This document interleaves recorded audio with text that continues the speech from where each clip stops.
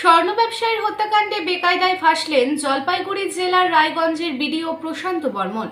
28 October কলকাতার new টাউনের যাত্রাগাছির স্বর্ণ ব্যবসায়ী স্বপন কামিল্লাকে হত্যা করা হয়। এই হত্যাকাণ্ডে গ্রেপ্তার হয় বিডিওর গাড়ির চালক এবং তার ঘনিষ্ঠ। এই ঘটনায় তদন্তের তীর সরাসরি গড়ালো বিডিও প্রশান্ত বর্মনের দিকে। আর ভাড়া বাড়ি নয়, এবার আপনার নিজের স্বপ্নের বাড়ি গড়ে তুলুন।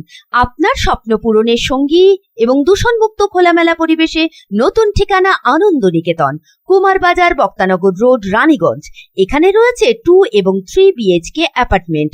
মাত্র 1 কিলোমিটার দূরত্বে পেয়ে যাবেন station, market, bus stand, bank, school, হসপিটালের সুবিধা। সন্নিকটে জাতীয় সড়ক, বাঁকুড়া মেদিনীপুর হাইওয়ে। থাকছে ব্যাংকিং লোনের সুবিধা।